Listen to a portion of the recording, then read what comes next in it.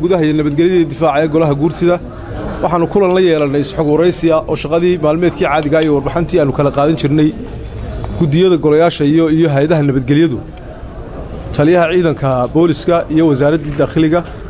runtiina arrimihii aanu isugu nimi ee xaaladda dalka si wanaagsan baanu u kala qaadanay maadaama aanu kala fadhigii lixaad ku jirno waxaanu warbixinta wixii warbixina u soo gudbin doonaa idinkuna goobjoog ka noqon doontaan golaha markaanu gudbinayno marka waxay ahaydun xogtii shaqo maalmeedkii caadiga ahaa ee qaranka ay u hayeen baanu ka wareysanaynay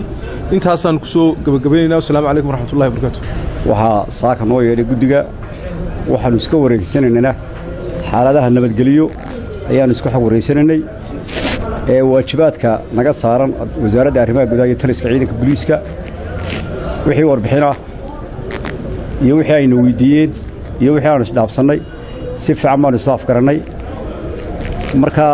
golahay kolley warbixinta guud siinayaan ka hor dhici maayo haddii aan la yidhaahdo waa ka hadda idiin sheegay guddoomiyaddii ballan qaaday in maalintaa goobjoog ahaan doontaan si wanaagsan baanu isla afgarannay howlaha iyaga caadiga ee nabadgelyada ayuu maanu iska wareysanaynay iyo xaaladda guud ee nabadgelyada dalka asalaamu calaykum waraxmatullahi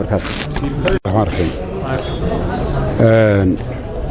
gudoomiyaha guddida nabadgelyada ee golaha guurtida taliyaha booliiska ayaa warbixintii wixii aanu isla dhiida siiyey runtii soomaalida waxay ku maamaadaa rag gogoshi waa nabad dowlad gogosheed waa nabad made haddii aanay haysan nabadgelyo waxba dhaqan mayso waxba dhisan mayso cibaadada xitaa cidiili gelaysa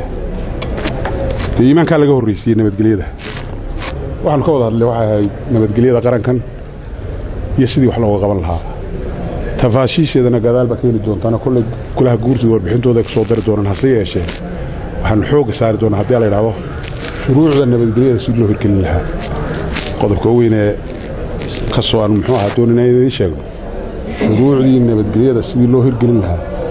wixii jirana muxuu ahaa loo hirgelin lahaa waxay wax ka dhaman yihiinna loo dhammaystiri lahaa ayaanu isla soo qaadnay dhan walba oo iska tusnay muxuu ahaa nabadgelyada iyo xaaladda iyo qarankani halku marayo aad baa u mahadsan